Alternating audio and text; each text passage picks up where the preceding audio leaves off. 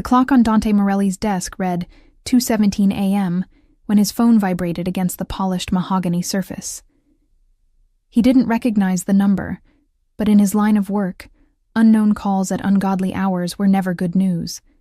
His thumb hovered over the decline button for a split second before something, instinct perhaps, or fate, made him answer. "Mr. Morelli?" The voice on the other end was female, professional, yet trembling with barely contained urgency. "This is Nurse Patricia from St. Mary's Hospital. I'm calling about Elena Vasquez." Dante's entire body went rigid. The glass of whiskey he'd been holding suddenly felt like lead in his hand. Elena. The name alone had the power to dismantle every carefully constructed wall he'd built around himself over 33 years of surviving in the ugliest corners of New York City. What happened? His voice came out harder than he intended, each word a bullet leaving the chamber. "She's been shot, Mr. Morelli. 2 bullets. She's in surgery now, but—" The nurse paused, and Dante could hear the chaos of the emergency room bleeding through the phone, monitors beeping, voices shouting medical jargon, the mechanical whoosh of ventilators. "She's been saying your name, over and over. You're the only contact we found in her personal effects, aside from her mother, who's in Puerto Rico and can't get here until morning."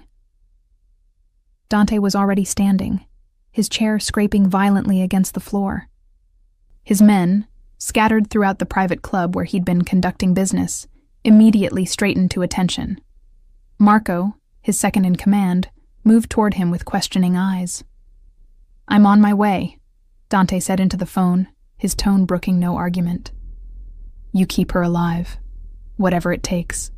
Money is no object. Get the best surgeons in the city. I don't care if you have to drag them out of their beds. Do you understand me?" "Yes, sir. But Mr. Morelli, there's something else you should know. Tell me in person.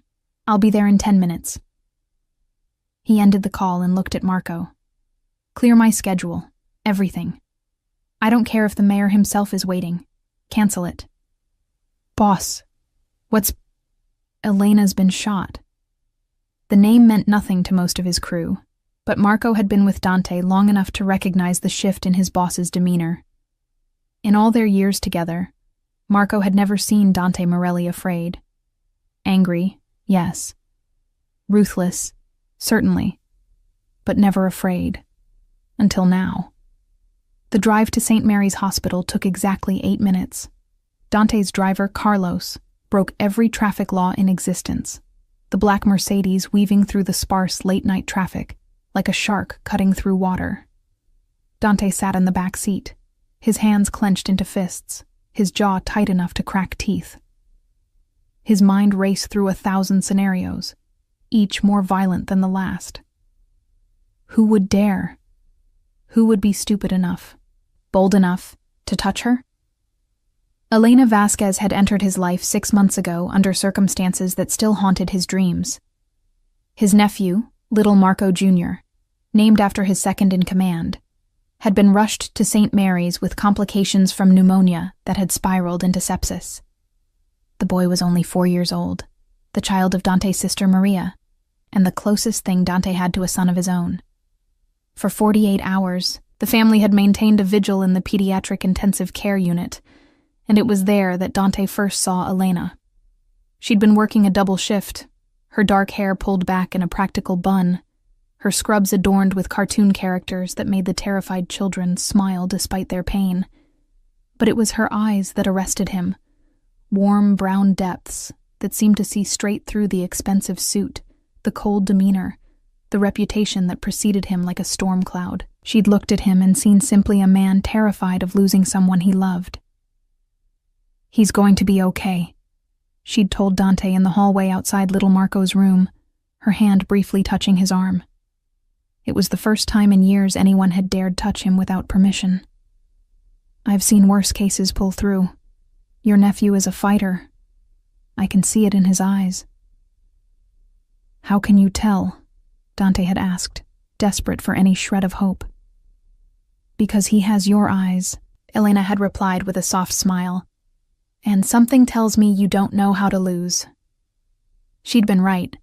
Little Marco pulled through, thanks in no small part to Elena's tireless advocacy for additional treatments and her refusal to let the overworked doctors dismiss the child as just another case. When Dante had tried to thank her with a donation, a check with more zeros than most people saw in their lifetime, she'd handed it back to him with a gentle firmness that left him speechless. "Give it to the hospital if you want," she'd said. "But I didn't save your nephew for money. I saved him because that's what I do. That's what we all should do." In that moment, Dante Morelli, a man who'd built an empire on the principle that everything and everyone had a price, encountered someone who couldn't be bought. The realization had been both terrifying and intoxicating. After that, he'd found excuses to return to St. Mary's, anonymous donations that somehow always ended up funding the pediatric wing, new equipment that mysteriously appeared in Elena's unit. He'd even attended a hospital fundraiser, something so far outside his usual sphere that his men had thought he'd lost his mind. But it had given him the chance to see her in a different environment, to watch her laugh with colleagues, to observe the way children lit up when she entered a room. He'd never approached her directly again. He wasn't sure why. Perhaps some buried instinct of self-preservation, or maybe the recognition that someone like Elena Vasquez deserved better than the blood-stained world he inhabited. She was light, and he was darkness, and darkness had no business corrupting light. But now someone had shot her. Someone had dared to touch what he'd silently, impossibly, claimed as his. The Mercedes screeched to a halt outside St. Mary's emergency entrance. Dante was out of the car before it fully stopped, Marco close on his heels with 4 additional men fanning out to secure the perimeter. The automatic doors parted before him like the Red Sea, and the hospital staff took one look at the man in the $3,000 suit with murder in his eyes and wisely stepped aside. "Where is she?" Dante demanded of the first nurse he encountered. "Sir, you can't just— Elena Vasquez. Where is she?" The nurse's eyes widened with recognition, not of him personally, but of the type of man he was, the type who made demands, not requests. "Surgery. 3rd floor. But only family."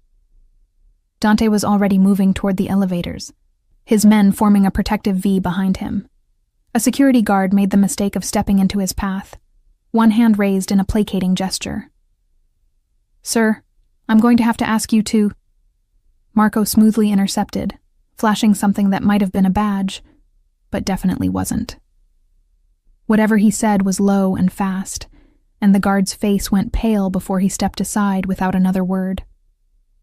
The 3rd floor surgical wing was a maze of sterile corridors and harsh fluorescent lighting. Dante emerged from the elevator to find Nurse Patricia waiting for him, a woman in her 50s with kind eyes and the bearing of someone who'd seen too much suffering to be easily rattled. "Mr. Morelli," she said, her voice steady despite the circumstances. "Dr. Richardson is still in surgery with Elena. It's been 2 hours so far. Tell me what happened. Everything." Patricia glanced at the small army of men filling the hallway behind Dante, then seemed to make a decision. "Follow me. We can talk in the family consultation room." The room was depressingly familiar. Neutral colors, boxes of tissues strategically placed, furniture designed to be comfortable enough for long waits, but not so comfortable that people would want to stay. Dante had been in rooms like this before, delivering news that would shatter families. Now he was on the other side of that equation. Elena was leaving her shift at 11:30. Patricia began once they were seated. "She always parks in the west lot because it's closer to the pediatric wing. According to witnesses, there was a black SUV waiting near her car. 2 men got out. There was an argument. Witnesses say Elena looked frightened but was trying to stay calm. Then," Patricia's voice cracked slightly, "then someone else arrived. A man in a suit. The 2 men from the SUV drew weapons. Elena tried to run. That's when the shots were fired." Dante's blood ran cold. "How many shots?" "5 in total. 2 hit Elena, 1 in the shoulder, 1 in the abdomen. The others—" Patricia took a breath. The others hit the man in the suit. He's in surgery too. Critical condition. Who was he? We don't know yet. No ID on him. But Mr. Morelli, the police think Elena might have witnessed something. They're treating this as a targeted hit, not a random attack. Dante's mind was already racing through possibilities. A targeted hit near St. Mary's Hospital. 2 shooters. A third man who'd apparently tried to intervene, or maybe was the actual target. This had the fingerprints of organization written all over it. But whose organization? The police want to talk to you, Patricia added carefully. They know you have. Connections to Elena. Let them wait, Dante said flatly. His connections to Elena were minimal, peripheral, carefully maintained from a distance. But in his world, even minimal connections could be dangerous. Had someone found out about his interest in her? Was this a message? A challenge? Or worse? Had his presence in her life, however distant, somehow painted a target on her back? The thought made his hands curl into fists so tight his knuckles went white. If that was true, if his darkness had somehow reached out and touched her light, then every single person responsible would learn what true darkness meant. I need to see her the moment she's out of surgery, Dante said, his voice leaving no room for argument. Of course. But Mr. Morelli, you should know. The damage was extensive. Even if Dr. Richardson manages to stabilize her, the next 72 hours will be critical. There's a very real possibility that... No. The word came out like a gunshot. Don't say it. Don't even think it. She's going to survive. That's not a hope. That's an order. Patricia looked at him with something that might have been pity, or might have been understanding. I've been a nurse for 30 years, Mr. Morelli. I've learned that the human will to survive is sometimes stronger than any medical intervention. Elena is a fighter, and she was calling for you. That means something. Dante stood abruptly, unable to remain still any longer. He moved to the window, looking out over the sleeping city that never truly slept. Somewhere out there, the men responsible for this were breathing, living, thinking themselves safe. That would change soon. His phone buzzed. A text from Tony, his head of intelligence. Got the security footage from hospital parking lot. Sending now. Dante pulled up the video on his phone, his jaw clenching as he watched the scene unfold in grainy black and white. There was Elena, walking to her car, exhaustion evident in her posture after what had probably been another grueling shift. The black SUV pulling up. 2 men emerging, their faces partially obscured, but their body language spoke of military or professional training. Then the third man, arriving in what looked like a town car, moving quickly toward Elena. The confrontation happened fast. Words exchanged, the sudden draw of weapons. Elena turning to run, the muzzle flashes, Elena falling, the third man taking hits and going down hard. Dante watched it 3 times, memorizing every detail, every movement, every second. Then he forwarded it to Tony with a simple message. Find them. I don't care how. Find them now. Mr. Morelli? A new voice at the door. A man in surgical scrubs, mask pulled down, fatigue etched into every line of his face. Dr. Richardson. Elena is out of surgery. We've moved her to the ICU. She's stable, but I want her moved, Dante interrupted. To my facility, tonight. Dr. Richardson blinked. Sir, I don't think you understand. She can't be moved, not in her condition. The next few hours are... I have a private medical facility with equipment that makes this place look like a field hospital, Dante said, his tone brooking no argument. I have surgeons on call 24/7. I have security that can actually protect her. Because whoever did this might try again, doctor. And this hospital, with all due respect, is not equipped to stop them. Doctor. Richardson stared at Dante Morelli as if the man had just suggested performing surgery in the back of a moving vehicle. The doctor's surgical scrubs were still damp with perspiration from the 3-hour operation. his eyes bloodshot from concentration and the harsh fluorescent lights of the operating theater. Behind him, through the ICU doors, machines beeped in rhythm with Elena's struggling heartbeat.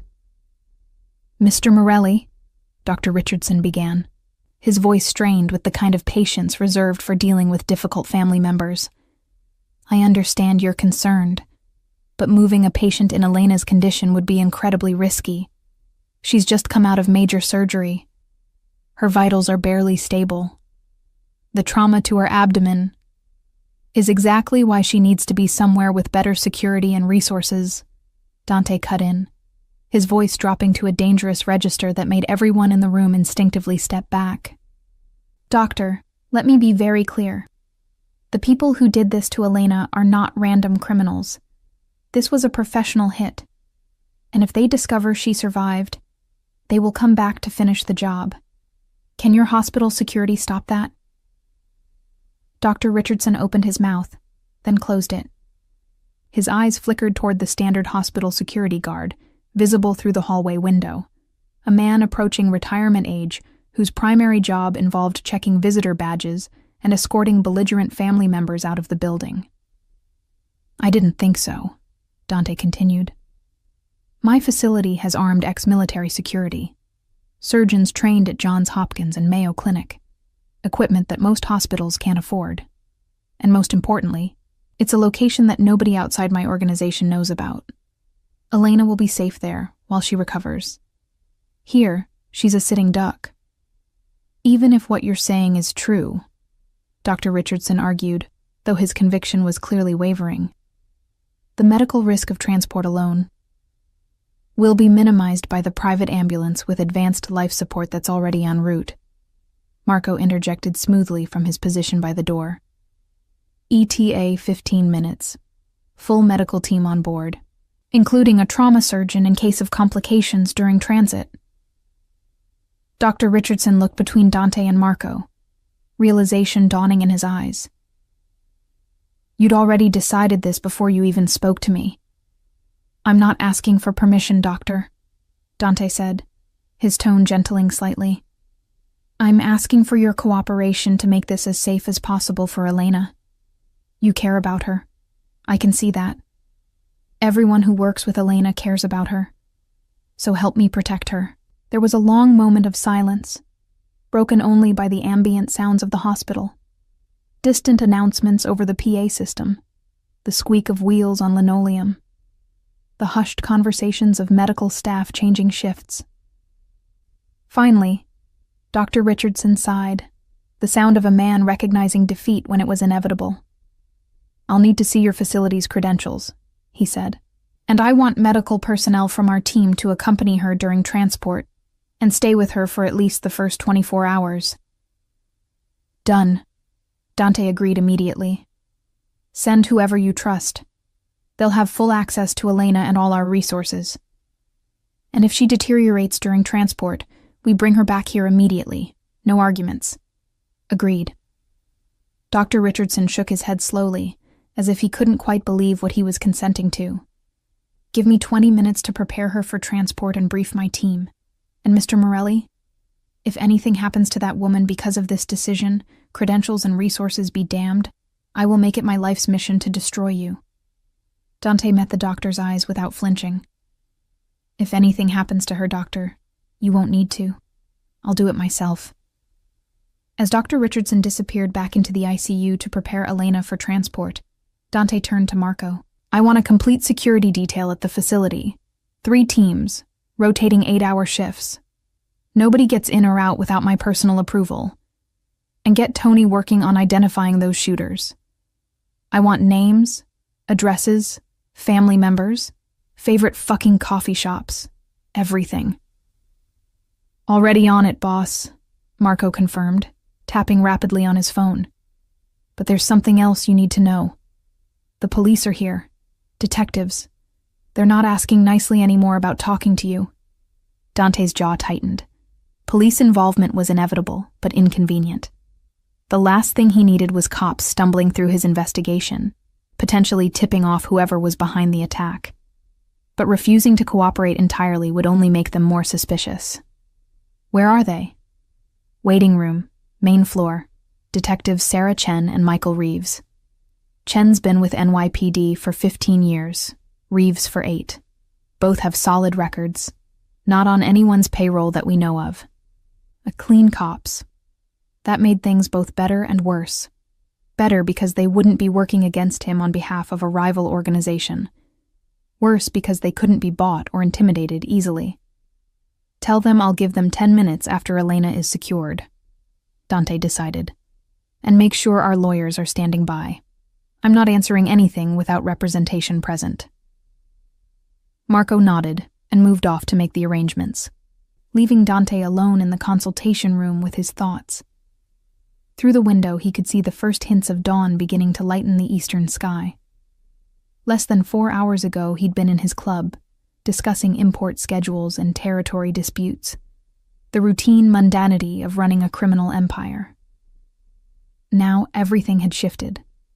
Elena Vasquez was fighting for her life because of violence that had somehow found her in the one place that should have been safe, her workplace, her sanctuary, the hospital where she dedicated herself to saving others.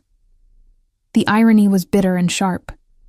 Dante had spent months carefully maintaining distance from her, convinced that keeping away would keep her safe from the contamination of his world. Apparently the universe had other plans. His phone buzzed. Another text from Tony.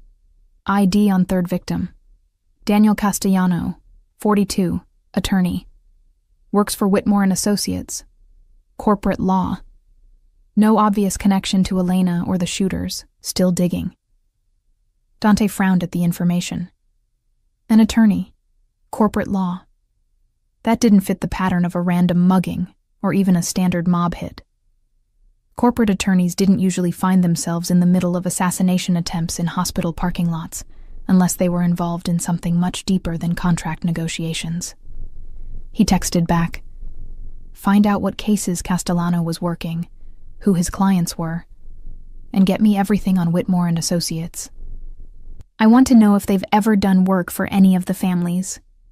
The families being the 5 major organized crime syndicates that controlled New York's underworld. Dante's family was one of them, the Morellis, who'd held territory in Lower Manhattan and the docks for 3 generations. But the other families were always looking for opportunities to expand, to consolidate, to eliminate competition. If one of them had made a move that accidentally caught Elena in the crossfire, the thought ignited a cold fury in Dante's chest. It was one thing to wage war against other criminals who'd chosen this life, who knew the risks and played the game accordingly. It was something else entirely to let that violence spill over onto innocents. There were rules, old rules, about keeping civilians out of the business. Those rules existed for a reason, partly practicality, partly the last vestiges of honor in a dishonorable profession. Whoever had violated those rules would learn what happened when you drew Dante Morelli's attention in the worst possible way. "Boss." Marco had returned, slightly out of breath. "Ambulance is here. Dr. Richardson is ready.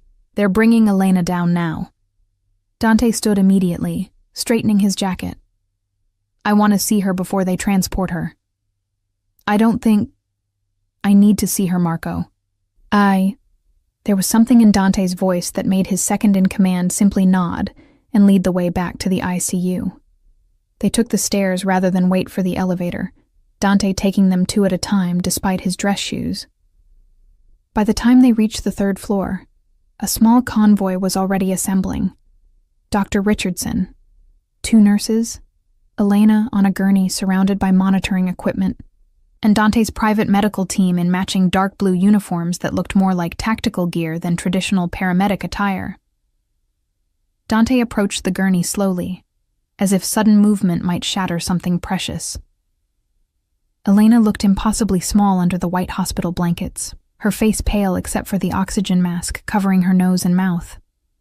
Her dark hair had come loose from its usual bun, spreading across the pillow in tangled waves. Tubes and wires connected her to various machines, each monitoring a different aspect of her struggle to stay alive. But even unconscious, even broken, there was something inherently resilient about her. The set of her jaw, perhaps, or the way her hands rested at her sides. Not limp in defeat, but merely resting, gathering strength for the next fight.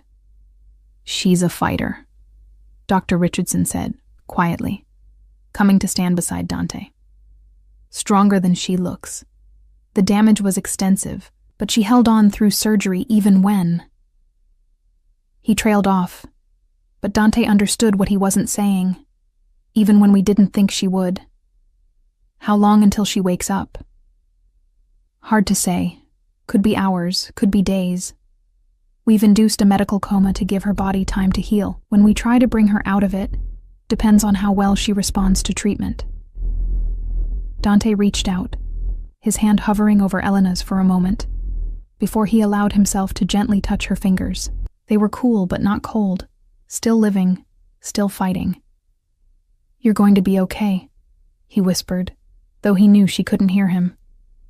"I promise you, Elena, you're going to be okay."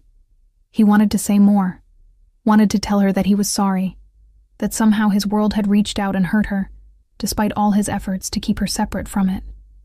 Wanted to tell her that he was going to find everyone responsible and make them regret ever being born. Wanted to tell her that somewhere in the past 6 months, she'd become something he didn't have words for, something important enough that her pain felt like his own. But he said none of those things. Instead, he simply held her cool hand for another moment, before stepping back and nodding to the medical team. "Let's move." The transfer happened with military precision. Dante's team had clearly done this before, moving high-value targets who couldn't use traditional medical facilities. The private ambulance waiting at the emergency bay entrance was a Mercedes Sprinter customized with more medical equipment than some rural hospitals possessed. Dr. Richardson and Nurse Patricia climbed in alongside Elena, their professional skepticism visibly shifting to surprise as they took in the setup. "This is impressive," Dr. Richardson admitted grudgingly. "I've seen hospital ICU transports with less capability." "I told you," Dante said from where he stood outside the ambulance doors. "Money is no object when it comes to Elena's care. Whatever she needs, whoever needs to be hired, whatever equipment needs to be purchased, make it happen. I'll follow in my car." As the ambulance doors closed and the vehicle pulled away with a police escort that Marco had somehow arranged, Dante felt the weight of the past few hours finally settling on his shoulders. He was exhausted but knew sleep wouldn't come even if he tried. There was too much to do, too many pieces to move into position. "The detectives are getting restless," Marco said, appearing at his elbow. "And the sun's coming up. If we're going to talk to them, we should do it now before they decide to make this difficult." Dante glanced at his watch. 5:47 a.m. In another life, he might have been waking up now, preparing for a day of legitimate business. Coffee, shower, reviewing the morning news. Instead, he was covered in the sterile smell of hospitals, running on adrenaline and rage, about to talk to police about a shooting he had nothing to do with but everything to gain from solving. "Get the lawyers on a conference call," he instructed, "and make sure they understand. I'm cooperating fully with this investigation. I want whoever hurt Elena found and prosecuted." He paused, a cold smile touching his lips. "Well, found at least. What happens after that depends on how quickly the police move." Marco understood immediately. If the police found the shooters first, there would be arrests, trials, the slow machinery of justice. If Dante found them first, well, there would still be justice, just a different, faster kind. They made their way to the main floor waiting room where Detectives Chen and Reeves had been cooling their heels for the better part of an hour. Chen was a compact Asian woman in her 40s with sharp eyes and sharper instincts, her dark hair pulled back in a no-nonsense ponytail. Reeves was taller, broad-shouldered, with the kind of tired look that came from too many years seeing humanity at its worst. Both detectives stood as Dante entered, their body language professional but wary. They knew who he was. Everyone in law enforcement knew the Morelli name, even if they couldn't prove half the things they suspected. "Mr. Morelli," Chen began, her tone carefully neutral. Thank you for agreeing to speak with us. I'm Detective Chen. This is Detective Reeves. We'd like to ask you some questions about Elena Vasquez and the shooting that occurred in the hospital parking lot last night. Of course, Detective, Dante replied smoothly, gesturing to the chairs, though I should tell you up front, I wasn't present during the incident, and I'm not sure how much help I can be. Let's start with your relationship to Ms. Vasquez, Reeves said, pulling out a notebook. Hospital staff say you've been a regular visitor here over the past few months. Anonymous donations, equipment purchases, attendance at fundraisers. That's a significant investment for someone who claims to barely know the victim. I wouldn't say I barely know her, Dante corrected. Elena saved my nephew's life 6 months ago. I'm grateful. The donations were my way of showing that gratitude to the hospital and the pediatric unit where she works. Nothing more complicated than that. Chen leaned forward slightly. And yet when she was shot, you were called. Her phone had you listed as an emergency contact under the name Dante. Not Mr. Morelli or Marco's uncle or anything that would indicate a distant professional relationship. Just Dante. That suggests something more personal. Dante kept his expression neutral, though internally he felt a jolt at this information. Elena had listed him as an emergency contact. When had she done that? And why? They'd barely spoken beyond polite pleasantries in the hospital corridors. I'm as surprised as you are, Detective, he said honestly. Elena and I have only had a handful of conversations. Perhaps she had a reason I'm not aware of. Or perhaps you were closer than you're admitting, Reeves suggested, his tone implying things Dante didn't appreciate. Before Dante could respond to the implication in Detective Reeves's tone, his lawyer arrived. Catherine Walsh, senior partner at Walsh & Bingham, a woman whose reputation for aggressive defense made prosecutors wince and judges groan. She swept into the waiting room like a force of nature wrapped in a charcoal pantsuit, her silver hair perfectly styled despite the early hour. Detectives, she said crisply, not bothering with pleasantries. Catherine Walsh representing Mr. Morelli. I understand you have questions, but before we proceed, I need to clarify something important. My client is here voluntarily, out of concern for Ms. Vasquez and a genuine desire to help your investigation. He is not a suspect. He has committed no crime, and any suggestion to the contrary will result in this conversation ending immediately. Are we clear? Detective Chen's expression didn't change, but Dante caught the slight tightening around her eyes. Nobody liked being managed by expensive lawyers, but Chen was professional enough to recognize the game. Crystal clear, Ms. Walsh. We simply want to understand Mr. Morelli's connection to the victim, and whether he might have any information that could help us identify the shooters. Then let's proceed on that basis, Catherine said, settling into a chair and nodding at Dante to continue. As I was saying, Dante resumed, Elena and I are not close in the way your question implied, Detective Reeves, but I have tremendous respect for her. She's dedicated, compassionate, and exceptionally good at what she does. When my nephew was dying, she fought for him like he was her own family. That kind of person is rare in any world, let alone in a place as overwhelmed and underfunded as a public hospital. So, yes, I made donations. And yes, I've been back to the hospital multiple times, but not to pursue Elena romantically or for any other personal agenda, simply to support the work she does. Noble sentiments, Reeves said, his skepticism evident. But you'll forgive us for being thorough. In our experience, when someone with your background takes an interest in a civilian, it rarely ends well for the civilian.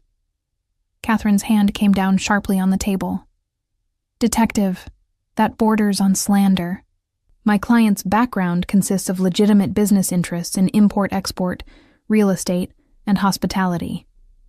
If you have evidence of criminal activity, charge him. If not, stick to questions relevant to this investigation. Chen shot her partner a warning look before turning back to Dante. Let's approach this differently. Mr. Morelli, do you have any idea why someone would target Elena Vasquez? Any enemies she might have mentioned?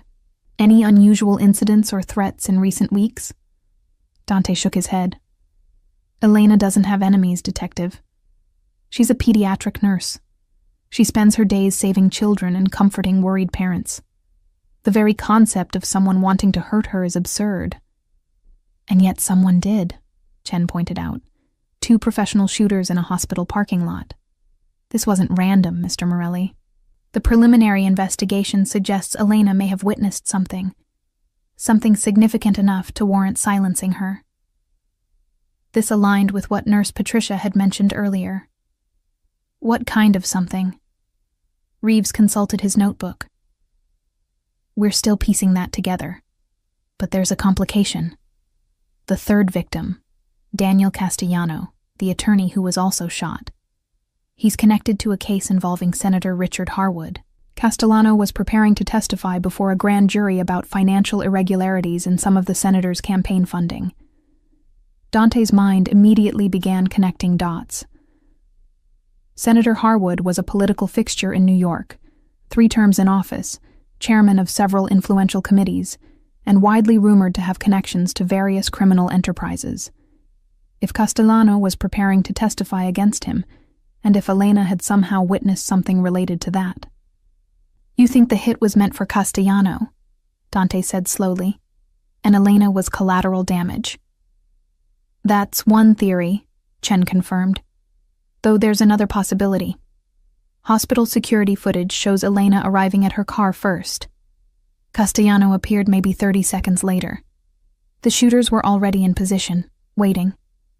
It's possible Elena saw something she shouldn't have. Maybe the shooters getting into position, maybe some kind of preliminary setup, and Castellano's arrival simply complicated what was supposed to be a clean elimination of a witness. The thought made Dante's blood run cold. Elena hadn't been collateral damage. She'd been the primary target, at least initially, which meant the threat wasn't over, once whoever ordered the hit discovered she'd survived. Detective, Dante said carefully, I need to ask you something, and I need you to answer honestly. How secure is your investigation? Are you confident that information about Elena's condition won't leak to whoever ordered this hit? Chen and Reeves exchanged glances. We're keeping details close, Chen said. But in a hospital setting with dozens of staff, complete information control is impossible. Why? Because if I were the person who ordered this, and I found out my target survived, I'd try again, immediately, before she can wake up and identify the shooters or testify about what she saw. Your facility, Reeves said, understanding dawning in his eyes. That's why you moved her. You're not just providing better medical care. You're hiding her. I'm protecting her, Dante corrected. There's a difference. And before you object on legal grounds, Elena is not a prisoner. She's a patient receiving world-class medical treatment in a secure location. The moment she wakes up and wants to leave, she's free to do so. But until then, I'm making damn sure nobody gets a second chance at killing her. Catherine placed a restraining hand on Dante's arm, a silent reminder to be careful about what he said. But for once, Dante didn't care about legal exposure. The police needed to understand the stakes. Detectives, Catherine interjected smoothly. My client is obviously emotionally invested in Ms. Vasquez's safety. That's admirable, not criminal. However, if you're concerned about witness security, perhaps we can discuss a formal arrangement. Mr. Morelli's facility is equipped with state-of-the-art security systems. With proper oversight from your department, it could serve as an effective protective location until Ms. Vasquez recovers enough to provide a statement. Chen considered this for a long moment. That would be highly irregular. So is a hit squad targeting a nurse in a hospital parking lot, Dante shot back. Regular procedures don't seem to be cutting it, Detective. How many officers can you spare for round-the-clock protection? 2? 4? And for how long? Days? Weeks? My facility has a full security team, all former military or law enforcement, working 3 rotating shifts. No gaps in coverage, no budget constraints, no jurisdictional issues. Tell me honestly, Can the NYPD provide better protection? The detectives couldn't answer because they all knew the truth. Police departments ran on stretched budgets and overworked officers. Providing the level of security Elena would need for an extended period simply wasn't realistic, especially if this case dragged on as investigations involving powerful politicians typically did. "We'd need access," Chen said finally. "Regular check-ins with Ms. Vasquez once she's conscious, updates on her medical condition, and if she chooses to leave your facility, that happens without interference." "Agreed to all of it," Dante said immediately. "Detective, I want the people who did this caught and prosecuted, but more than that, I want Elena safe. If working with your department helps accomplish both those goals, I'm all in." Reeves still looked skeptical, but Chen seemed to be calculating the practical benefits. "We'll need to run this by our lieutenant, but provisionally, we can work with this arrangement. In the meantime, Mr. Morelli, if you think of anything else that might help our investigation." "I'll call immediately," Dante promised. As the detectives gathered their materials and prepared to leave, Chen paused at the door. "Mr. Morelli, a word of advice. Whatever you're planning to do outside official channels, don't. We know your reputation. We know you have resources and connections we can't match. But if you go down that road, you'll compromise our investigation and potentially any future prosecution. Let us do our jobs." Dante met her gaze steadily. "Detective, I have no idea what you're implying. I'm just a concerned citizen trying to help a friend in need." Chen's expression said she didn't believe that for a second, but she simply nodded and left with her partner. Once they were gone, Catherine turned to Dante with a mixture of exasperation and professional concern. "Dante, please tell me you're not planning to do something stupid." "Define stupid." "Anything that involves violence, intimidation, or actions that could be construed as obstruction of justice." Dante stood, adjusting his jacket. "Catherine, you've been my lawyer for 12 years. Have I ever done anything you'd consider stupid?" "Yes, frequently, which is why you keep me on retainer." Despite everything, Dante felt a faint smile touch his lips. "Fair point, but in this case, I promise I'll be careful. Elena's safety is the priority. Everything else is secondary." "See that it stays that way," Catherine said, though her tone suggested she knew she was fighting a losing battle. "And Dante, the fact that she listed you as an emergency contact, that matters, whether you want to admit it or not." After Catherine left, Dante stood alone in the waiting room as dawn fully broke outside the windows, painting the city in shades of gold and amber. His phone buzzed continuously with updates. Marco confirming Elena's arrival at the facility, Tony sending preliminary reports on the shooters' identities, various underbosses checking in about the disruption to normal business operations. But Dante ignored all of it for a moment, focusing instead on the strange feeling in his chest. He'd built his life on control, controlling situations, people, outcomes. He'd learned early that emotion was weakness, that attachment made you vulnerable, that caring about anything too much gave your enemies leverage. Elena Vasquez had somehow slipped past every defense he'd constructed, becoming important to him without his permission or conscious awareness. And now she was fighting for her life because the violence he'd spent years containing had spilled over onto her anyway. The rational part of his brain knew this wasn't his fault. Elena had been caught up in something involving a corrupt senator and a whistle-blowing attorney. Nothing to do with Dante's world at all. But the irrational part, the part that had listed her in his phone under just her first name, that had made anonymous donations so he'd have excuses to visit the hospital, that had spent 6 months carefully not acknowledging how much he looked forward to catching glimpses of her in the hallways. That part knew differently. His world and her world had collided, and she'd been the one to pay the price. He pulled out his phone and called Tony. "Tell me you have something." "Working on it, boss," Tony replied, the sound of rapid typing audible in the background. The hospital security footage gave us partial plates on the SUV, running it through our systems now. Also made some progress on Castellano, the attorney. Guy was deep into the senator's finances. We're talking money laundering, shell companies, connections to the Bratva.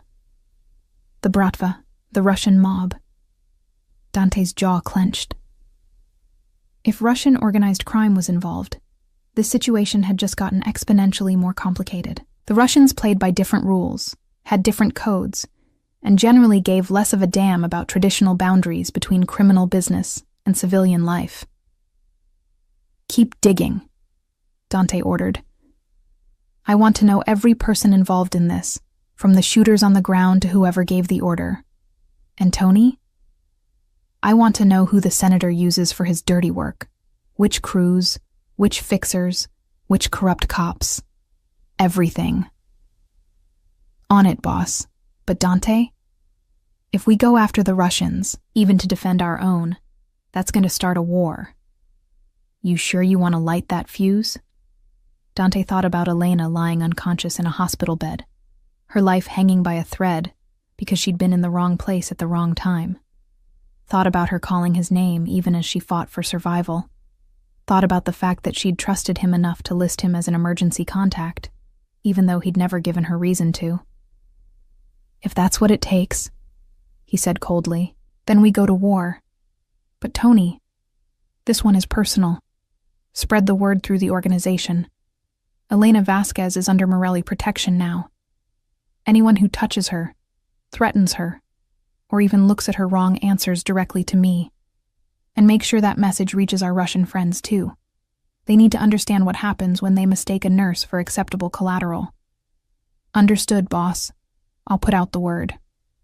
As Dante ended the call and headed toward the exit where his car waited, he made himself a promise. Elena had saved his nephew's life once. Now he would save hers, no matter what it cost him. And once she was safe, once she'd recovered, he'd do something he should have done months ago. He'd tell her the truth about who he was, not the sanitized version he presented to the public, not the businessman facade he wore like armor. The real truth. What he did, the blood on his hands, the darkness he'd chosen to inhabit. And then he'd walk away, because someone like Elena deserved better than what his world could offer. But first, he had some Russians to find.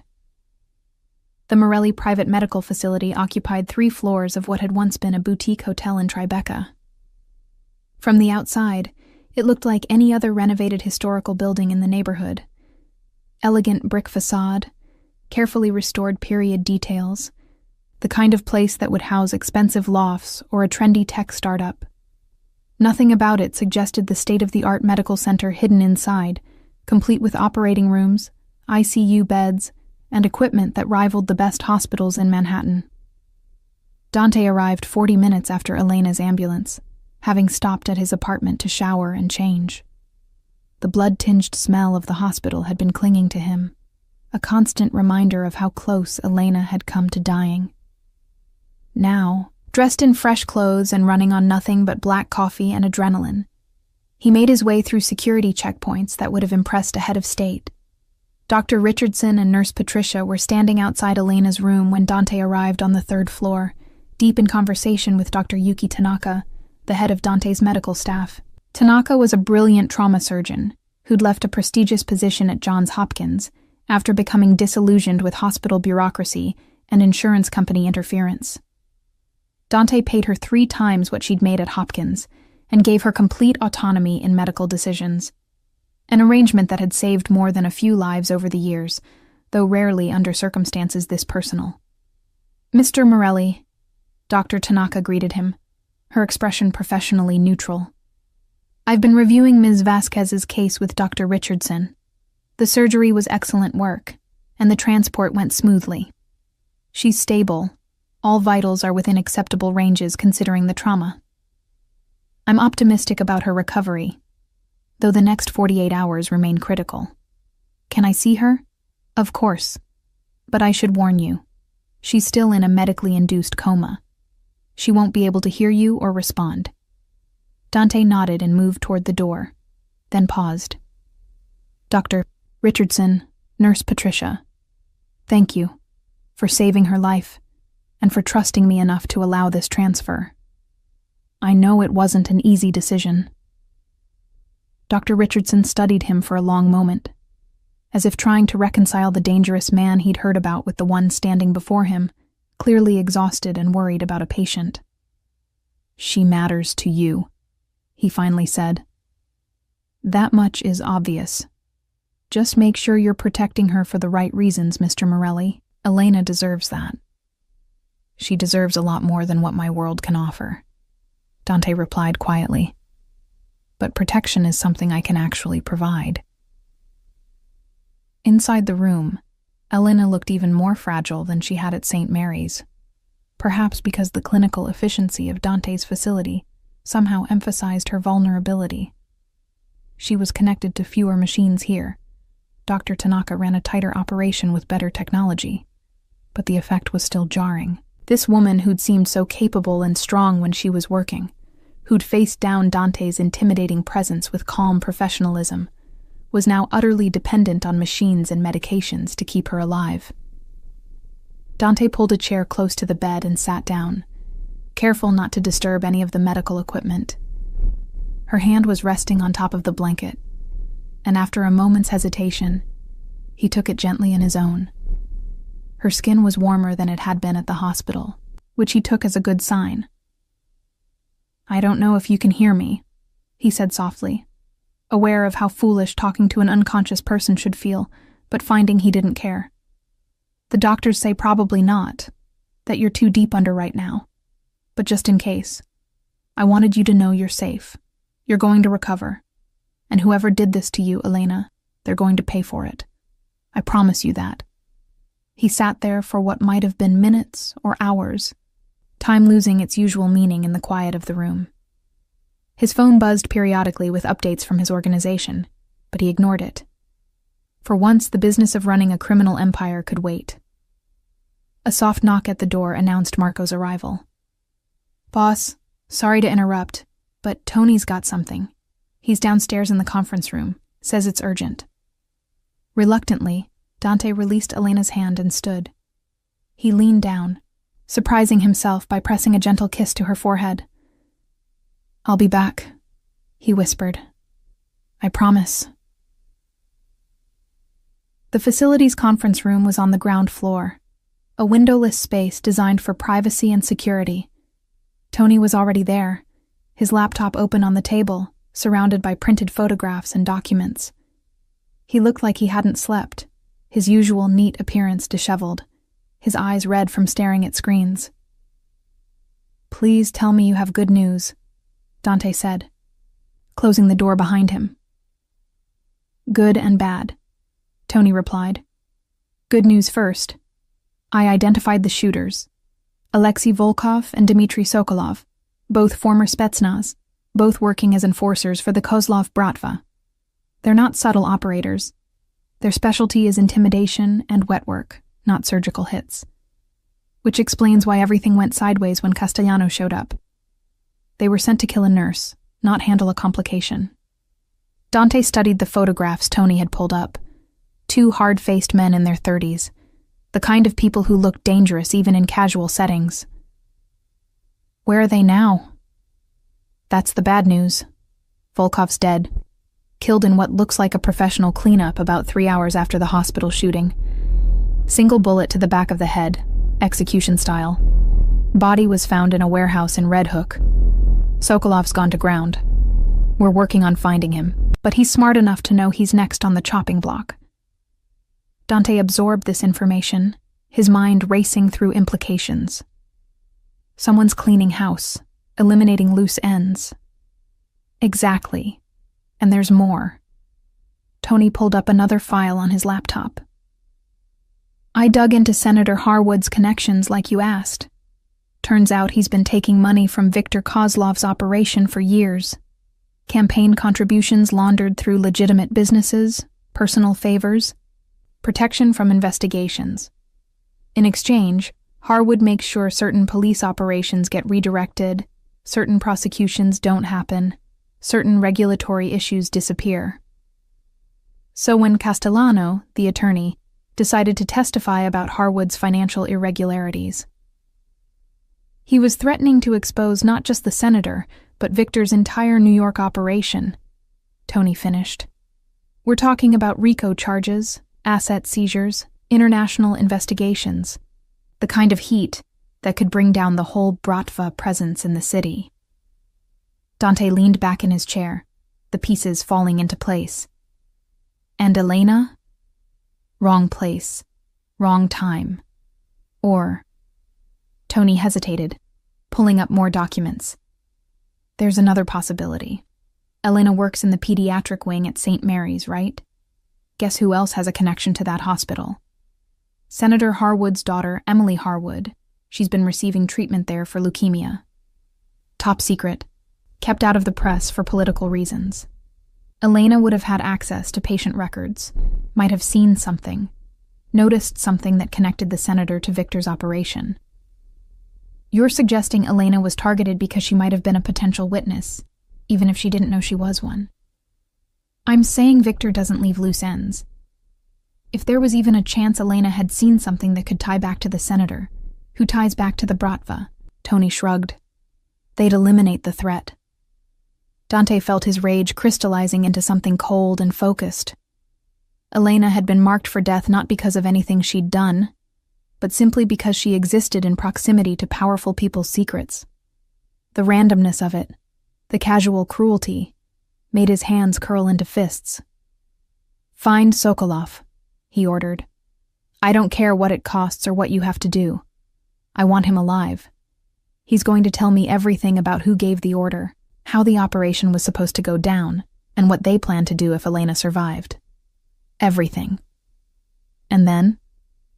And then he's going to disappear, permanently. But not before I make sure Victor Kozlov understands what happens when you mistake a Morelli's people for acceptable targets. Tony nodded and began packing up his materials. Boss, one more thing. The cops are still investigating, which means we need to be careful.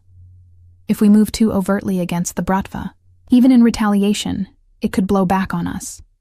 Detective Chen seems smart. She's going to notice if Russians start disappearing or turning up dead.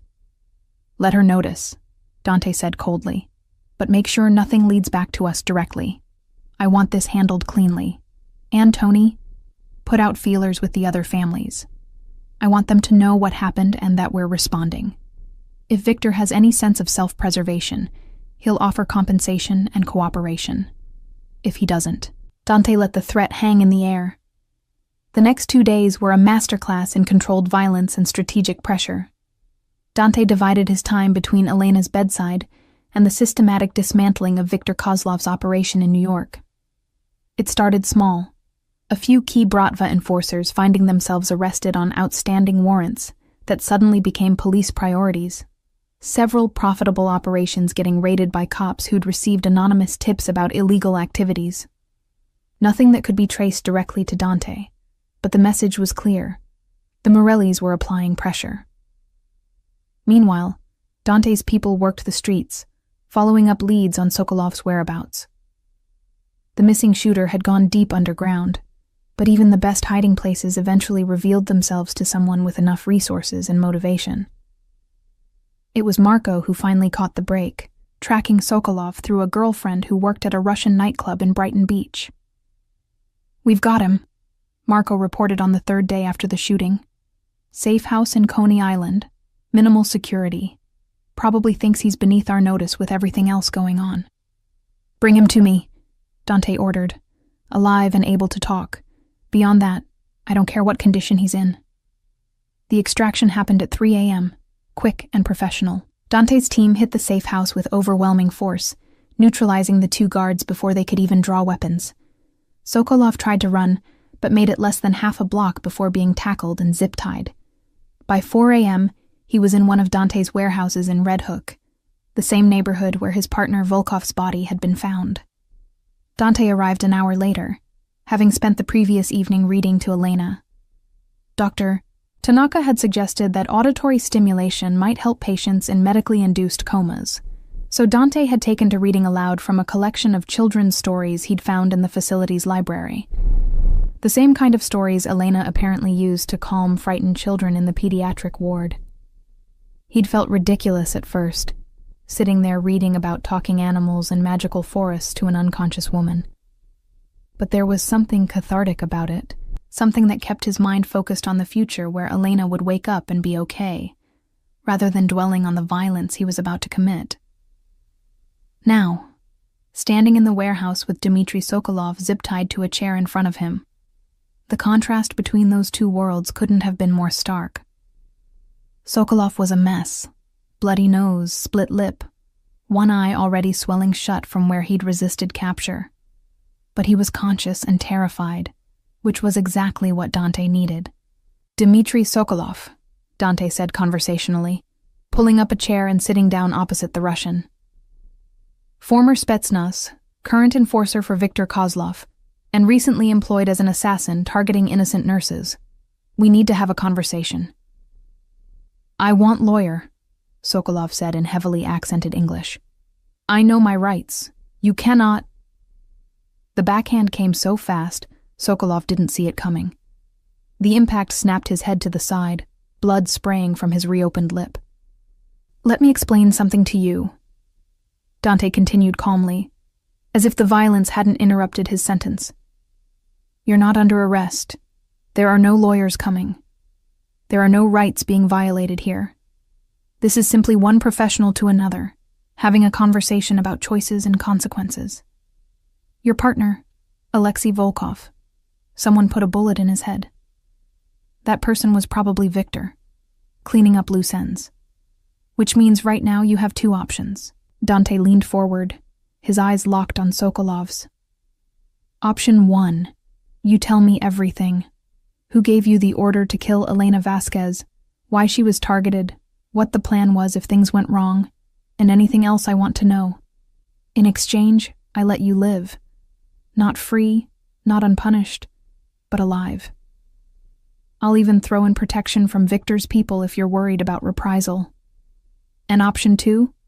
Sokolov asked, though his voice was shaking now. "Option 2 is I let Marco here ask the questions." Dante gestured to where his second-in-command stood in the shadows. "Marco's very good at his job, but he's not as patient as I am. You'd eventually tell us everything anyway, but the process would be considerably less pleasant. So which option sounds better to you?" Sokolov was silent for a long moment, weighing his choices. Dante could see the calculation happening behind the Russian's eyes. Loyalty to Victor versus self-preservation. The oath of silence versus the very real possibility of dying in this warehouse. Finally, survival won out. "Okay," Sokolov said quietly. "I tell you, but you promise protection, yes? Victor finds out I talk. I'm dead, man. You have my word. Now start talking." The story that emerged over the next 2 hours was worse than Dante had feared. Elena hadn't been random collateral damage, or even a potential witness to some ancillary crime. She'd been specifically targeted after Emily Harwood, the senator's daughter, had mentioned to Viktor Kozlov during a private meeting that a nurse at St. Mary's seemed unusually interested in my father's visits. Elena, in her characteristic compassion, had apparently noticed how stressed Emily seemed and had asked if everything was okay at home, a completely innocent gesture from someone who cared about her patient's well-being. But to Victor and the senator, that innocent question had looked like suspicion, like potential exposure.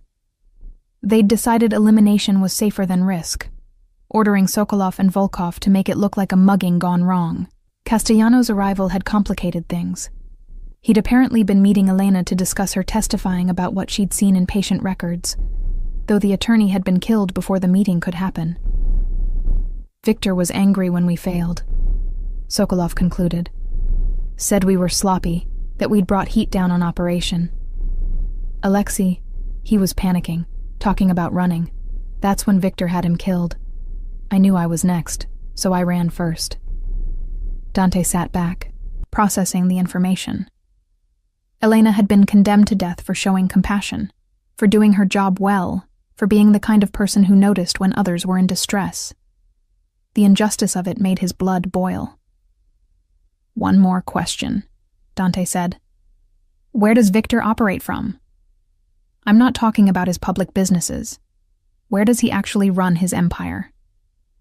Sokolov hesitated, and Dante saw the moment the Russian realized he'd already gone too far to stop now. Brighton Beach. Private club called Zoloto. Gold, in English. Has office and back, very secure. But Mr. Morelli, you cannot just walk in there. Victor has many guards, many connections. Even you. Let me worry about that. Dante cut him off. He stood and nodded to Marco. Get him secured somewhere safe. Medical attention, food, whatever he needs. But nobody knows where he is except us. If Victor's people come asking, Sokolov's dead, body dumped in the harbor. Understood? Yes, boss. As Marco led the prisoner away, Dante pulled out his phone and sent a text to Tony. Need a meeting with the other families. Tomorrow, neutral ground. Topic: Russian overreach and appropriate response. The 5 families, the major organized crime syndicates that controlled New York's underworld, didn't meet often. Their interests were usually more aligned toward competition than cooperation. But there were certain situations that transcended individual territory disputes. Civilians being targeted for death simply for doing their jobs? That was the kind of thing that could unite even traditionally rival organizations, if only because it threatened the delicate balance they'd all worked to maintain. If Dante was going to move against Viktor Kozlov and the Bratva, he needed to do it with the other family's blessing, or at least their neutrality. Otherwise, he'd be starting a war on 2 fronts, against the Russians, and potentially against Italian families who might see an opportunity to move against the Morellis while Dante was distracted. But first, he needed to check on Elena. Dr. Tanaka intercepted Dante as he stepped off the elevator onto the 3rd floor, her expression carefully controlled in the way of medical professionals delivering significant news. For a heart-stopping moment, Dante thought something had gone wrong, that Elena's condition had deteriorated, that he was too late. She's awake, Dr. Tanaka said, and Dante felt the tension drain from his shoulders so suddenly he almost staggered. We started bringing her out of the induced coma this morning. She regained consciousness about an hour ago, confused, as expected, but responsive and lucid. Vitals are stable. Mr. Morelli, she's asking for you. Dante didn't trust himself to speak. He simply nodded and moved toward Elena's room, his heart doing something complicated and unfamiliar in his chest. Behind him, he heard Dr. Tanaka add, "Don't tire her out. She's still very weak and needs rest. 15 minutes maximum." Elena was propped up slightly in bed, the ventilator removed and replaced with a simple oxygen cannula. Her face was still pale, dark circles under her eyes testament to the trauma her body had endured. But her eyes were open, those warm brown eyes that had haunted Dante's thoughts for 6 months, and they tracked to him the moment he entered the room. "Dante," she said, her voice rough from the breathing tube. "They told me that I'm not at St. Mary's anymore." He approached slowly, as if sudden movement might shatter this fragile moment. "You're at a private medical facility. You were shot, Elena. 3 days ago, in the hospital parking lot. Do you remember?" Her eyes closed briefly, and when they opened again, there was pain in them that had nothing to do with physical injuries. "I remember. 2 men. They were waiting by my car. They asked me about Emily Harwood, about what I'd seen in her patient files. I told them I didn't know what they were talking about, that I couldn't discuss patients." She paused, breathing carefully around the pain. "Then there was another man. He tried to help me, and then gunshots. I remember falling. Pain, and then nothing until I woke up here." Dante pulled the chair close to her bedside, taking her hand gently in his. "The other man was Daniel Castellano, an attorney. He was killed. But you survived, Elena. You're going to be okay. How did I end up here? Where is here exactly?" This was the conversation Dante had been dreading. How did he explain without lying, but also without revealing too much? "This is a private medical facility that I own. After the shooting, I had you transferred here where you could receive better security and care. The doctors at St. Mary's agreed it was the safest option. Elena studied his face, and Dante could see her working through the implications. Security, because the men who shot me might try again. They won't get the chance, Dante said firmly. The shooters are no longer a threat. One is dead, the other is in protective custody, and the people who ordered the attack. He paused, choosing his words carefully. Let's just say I've made it very clear what happens to anyone who tries to hurt you. Something shifted in Elena's expression. Not fear exactly, but a kind of wary understanding.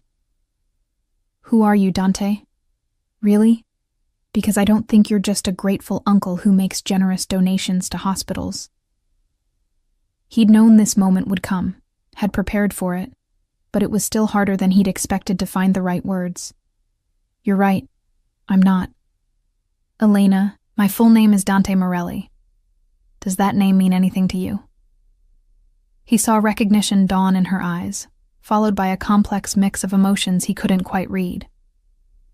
Morelli. Like the crime family. Like the mob. It wasn't a question. Yes. I'm the head of the Morelli family. Have been for the past 8 years, since my father died. I run an organization involved in various illegal enterprises. Import-export mostly.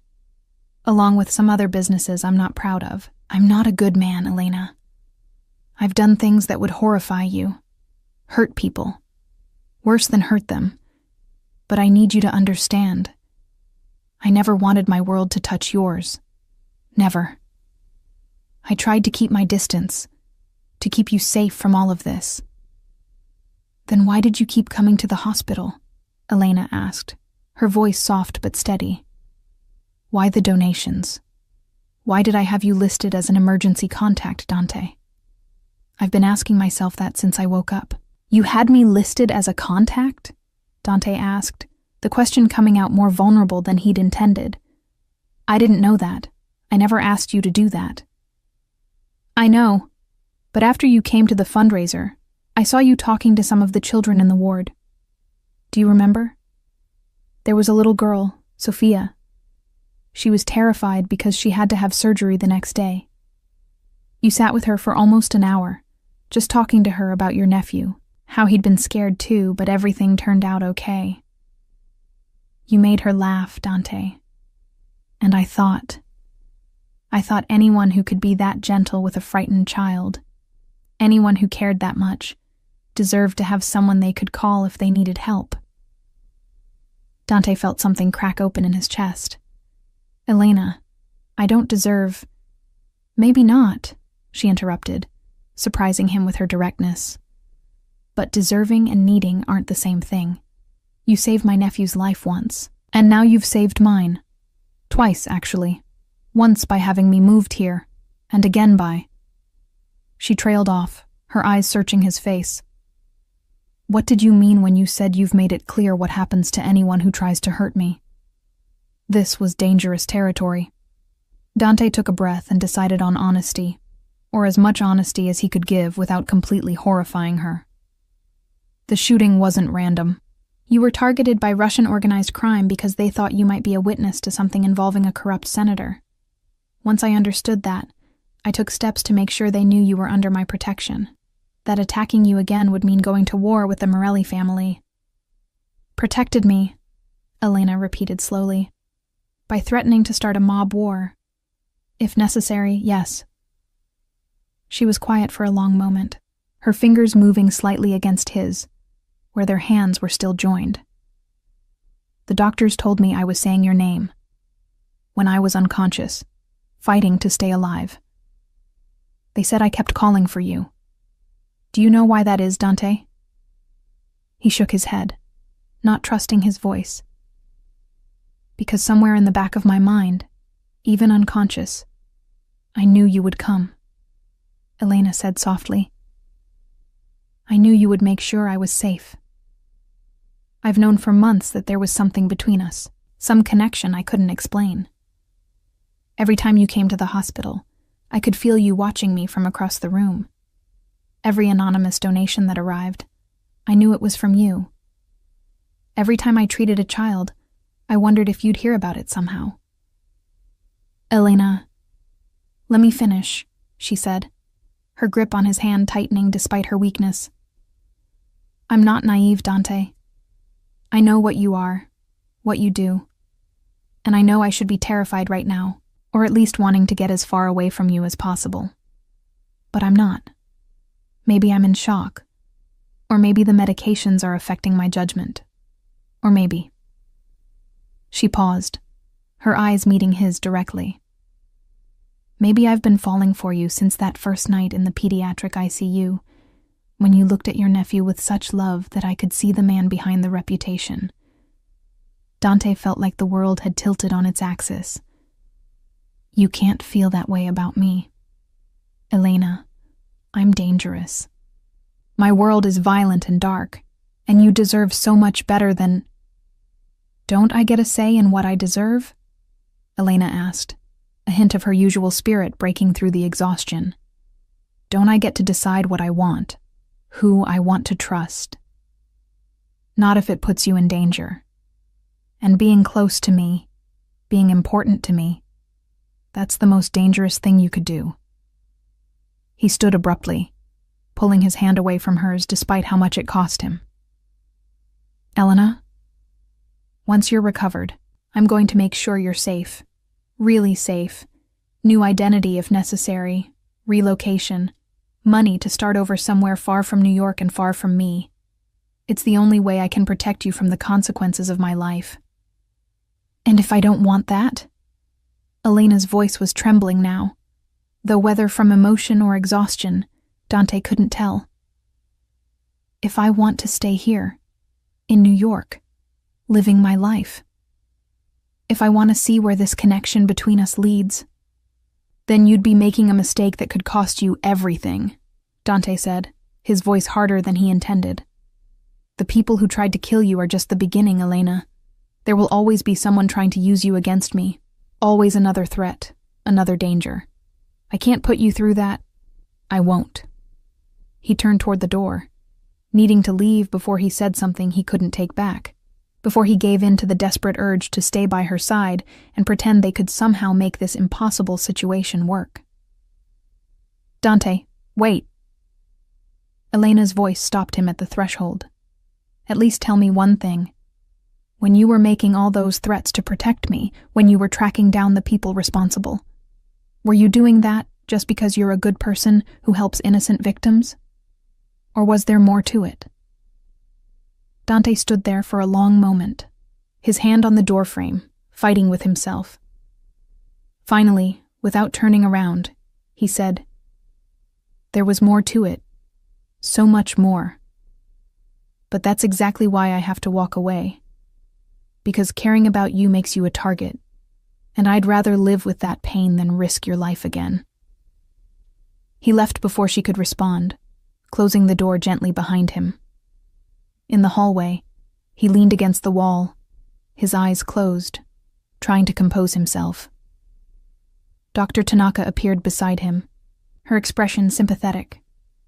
That looked difficult, she observed quietly. It was necessary, Dante replied, straightening up. How long until she can be safely moved? I want to make arrangements for her relocation as soon as possible. Physically? Another week at minimum, possibly 2. But, Mr. Morelli, I have to ask, is moving her really about her safety? Or is it about yours? Dante shot her a sharp look. What's that supposed to mean? It means I've worked for you for 5 years, and I've never seen you like this about anyone. You're planning to send her away not because it's the only way to keep her safe, but because it's the only way you know how to protect yourself from caring too much. Dr. Tanaka shrugged. Just an observation. But for what it's worth, sometimes the brave choice isn't walking away. Sometimes it's figuring out how to make an impossible situation work. She left him there in the hallway, her words echoing in his mind as he tried to focus on the more immediate problem. Viktor Kozlov and the Bratva. The meeting with the other family heads took place the following evening, in a private room at one of Little Italy's oldest restaurants, neutral ground that none of the families directly controlled. Dante arrived with Marco and 2 bodyguards, finding representatives from the 4 other major families already waiting: Angelo Russo, Tommy Battaglia, Frankie the Fish Pescatore, and Maria Conti, the only woman to ever head one of the 5 families, and possibly the most dangerous person in the room. "Dante," Maria greeted him with a slight smile that didn't reach her eyes. "We were surprised to receive your request for this meeting. From what we hear, you've been rather occupied lately." "Personal matters," Dante replied evenly, taking his seat at the table. "Which is actually why I asked you all here. The Russians have crossed a line." He laid out the situation in clear, precise terms: the attempted assassination of Elena, her connection to the senator and Viktor Kozlov's operation, and the broader implications of the Bratva targeting civilians for witnessing crimes they didn't even know they'd witnessed. He was careful to frame it not as a personal vendetta, but as a threat to all their operations. "If we let Viktor get away with this," Dante concluded, "we're telling every organization in the city that civilians are fair game, that the old boundaries don't matter anymore. How long before one of your people gets caught in crossfire? How long before families start suffering because we couldn't maintain basic codes of conduct?" Angelo Russo, the oldest and most traditional of the family heads, nodded slowly. "The boy makes a good point. There's a reason we've always kept civilians out of our business. Start targeting nurses and teachers and accountants just because they might have seen something, and pretty soon the whole city turns against us. The cops get public support for crackdowns. Politicians make examples of us. It's bad for everyone." "But," Tommy Battaglia countered, "declaring war on the Bratva over one woman? That's a steep price for principle, Dante.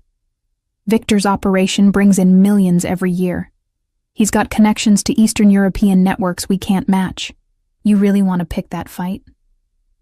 "I'm not asking permission to go to war," Dante said carefully.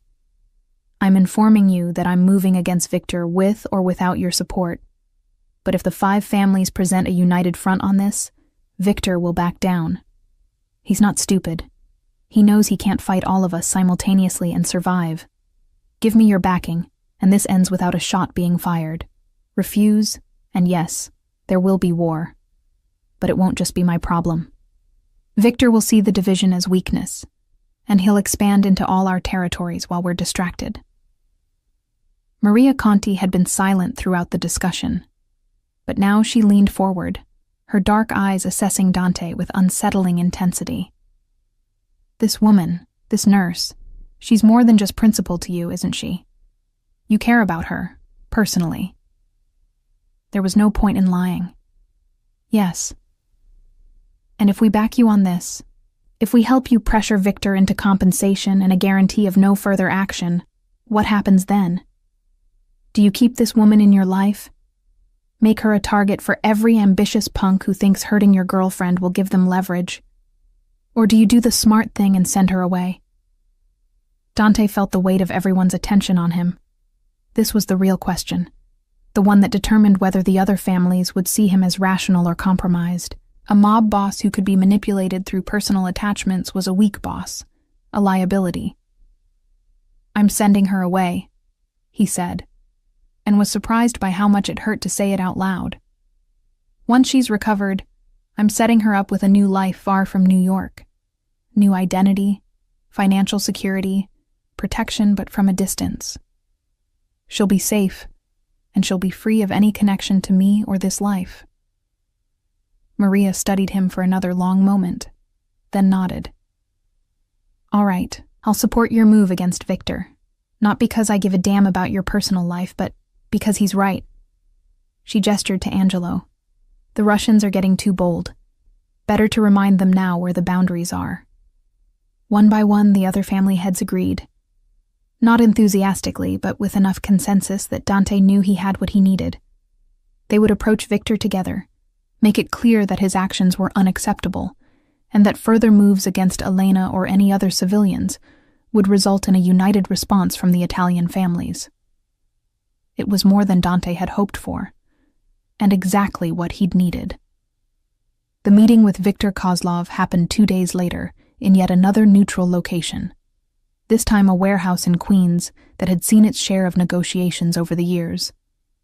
Viktor arrived with his own entourage, a bear of a man in his 50s with cold eyes and a reputation for ruthlessness that matched Dante's own. "Morelli," Viktor greeted him in heavily accented English. "I hear you've been making waves, killing my men, disrupting my operations. This is not friendly behavior between business associates." "We're not associates," Dante replied coldly. "Associates don't target civilians. Your men tried to kill a nurse, Viktor. An innocent woman whose only crime was being good at her job. That violates every code we operate under." Viktor waved a dismissive hand. "Collateral damage, sometimes unavoidable in our line of work. Not when the collateral is someone under Morelli protection, and not when it brings unnecessary heat down on all of us." Dante leaned forward.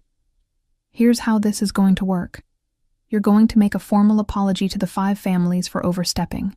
You're going to pay compensation, $2 million to be split among various civilian protection funds we'll establish. And you're going to guarantee, on pain of your entire operation being dismantled, that Elena Vasquez and anyone else she cares about are completely off limits. Forever." "And if I refuse?" Viktor asked, though his tone suggested he already knew the answer. "Then the 5 families move against you together. Your operations get shut down, your people get arrested or worse, and your connections back to Moscow won't be able to help you fast enough. You're a smart man, Viktor. Do the math." The silence stretched for a long moment before Viktor finally nodded, his expression sour. "Fine. 2 million formal apology. The woman is untouchable. But Morelli, you should know, this kind of weakness, caring about civilians, it will get you killed someday. Men like us, we don't get happy endings." "Maybe not," Dante agreed. "But at least I'll die knowing I tried to protect something good instead of just destroying it." As he left the warehouse, Dante felt the weight of the past week finally catching up to him. It was done. Elena was safe, truly safe now, protected by agreements that transcended any single family or organization. Viktor would honor the deal because the alternative was his own destruction, and the other families would enforce it because they'd all agreed to it. Now came the hard part, keeping his promise to send Elena away. Elena was sitting up when Dante returned to her room at the facility, color finally returning to her cheeks. 2 weeks had passed since the shooting, and Dr. Tanaka had declared her recovery remarkable, though still requiring another week of monitored care before she'd be medically cleared to leave. Physical therapy had begun, helping Elena regain strength after the extended bed rest. She looked up when Dante entered, and something in her expression told him she'd been expecting him. "You've been avoiding me," she said without preamble. "Dr. Tanaka said you've been checking on my condition but only coming by when I'm asleep or in therapy." Dante couldn't deny it. "I've been handling business, making sure the threat against you is neutralized." "Is it?" Elena asked. "Neutralized?" "Yes, completely. You're safe now, Elena. The people who wanted to hurt you have been dealt with, and I've secured agreements that guarantee your protection going forward. No one from the Russian organization or anyone else will come after you." Relief flickered across her face, but it was quickly replaced by something more guarded. "That's good, thank you. So what happens now?" This was the conversation Dante had been dreading. He pulled up the familiar chair beside her bed, but this time kept more physical distance between them. "Now you recover. Finish your physical therapy, and then I help you start over. New city, new identity if you want it, enough money to live comfortably while you figure out your next steps. I have people who specialize in this kind of thing. Witness protection, essentially, but better funded and more thorough." "You're sending me away." Elena's voice was flat, carefully controlled. "I'm giving you your life back," Dante corrected. A life free from the danger that comes from being associated with me. What if I don't want that life? Elena asked, and there was steel underneath the calm. What if I want to stay in New York, keep working at St. Mary's, see where things go with the man who saved my life? Then you'd be making a mistake, Dante said firmly. Elena, I've spent the past 2 weeks securing your safety from external threats, but I can't protect you from the inherent danger of my world. There will always be another rival organization, another political situation, another complication that could put you in the crossfire. The only way to truly keep you safe is distance. You're a coward. The words were quiet, but devastating. Dante flinched as if she'd struck him. What? Elena sat up straighter, her eyes blazing with an emotion Dante couldn't quite name. You heard me. You're a coward, Dante Morelli. You're willing to threaten mob bosses, start wars, face down armed killers, but you're terrified of admitting that you care about me, that you might actually want something beyond revenge and power and control. That's not— Yes, it is, Elena interrupted. You're hiding behind this noble sacrifice routine, telling yourself you're protecting me by pushing me away. But really, you're protecting yourself. Because if I stay, if we try to make this work, you might actually have to be vulnerable. You might have to admit that the big bad mob boss has feelings, and that terrifies you more than any enemy ever could. Dante stood abruptly, anger and something else, something that felt dangerously close to hope, warring in his chest. You don't understand what you're asking for. Then explain it to me, Elena demanded. Stop making decisions for me and talk to me like I'm a person with agency, not some fragile thing that needs to be locked away for safekeeping. I'm a pediatric nurse, Dante. I deal with life and death situations every day. I make impossible choices about treatment and care. I'm not as helpless as you seem to think. I never said you were helpless, but you're treating me like I am. Like I can't possibly understand the risks or make my own decisions about what I'm willing to accept. Elena's voice softened slightly. I know your world is dangerous. I know being with you would mean accepting risks that most people never have to consider. But Dante, life is risky. Children get cancer. Good people get shot in parking lots. There are no guarantees for anyone, mob boss or pediatric nurse. Dante turned to face the window, unable to meet her eyes while his carefully constructed defenses were crumbling. My father used to say that our kind doesn't get to have normal lives. That love is a luxury we can't afford because it makes us weak, gives our enemies leverage. I watched him push away every genuine connection he ever had, turn himself into this cold, isolated figure, and I swore I wouldn't be like him. But maybe he was right. Maybe caring about someone the way I care about you is exactly the kind of weakness that gets people killed. Or maybe, Elena said softly, caring about someone is what makes us human, what separates us from the monsters we're afraid of becoming. Silence filled the room, broken only by the ambient sounds of the medical facility. Finally, Dante spoke without turning around. When you were in surgery, fighting for your life, I made a promise. I told you, even though you couldn't hear me, that I would make sure you were safe, that I would take care of the people responsible and protect you from any future threat. I've kept that promise, Elena. The question is, how do I protect you from the biggest threat of all, which is me? You don't, Elena replied simply. You let me decide if being with you is worth the risk. You give me information, honesty, and trust that I'm adult enough to make my own choices. And then you accept whatever I decide, even if it's not what you think is best for me. Dante finally turned to face her, seeing her clearly for perhaps the first time since all of this began. Elena Vasquez wasn't some innocent victim who needed saving. She was strong, capable, and determined. Someone who'd chosen a career dedicated to saving others, despite the emotional toll. someone who'd face down danger with courage instead of surrender. She deserved better than his assumptions about what she could handle. "If you stay," he said carefully, "if we try to make this work, there will be rules, security measures, things you'll have to accept about how I live and what I do. I can't change who I am, Elena.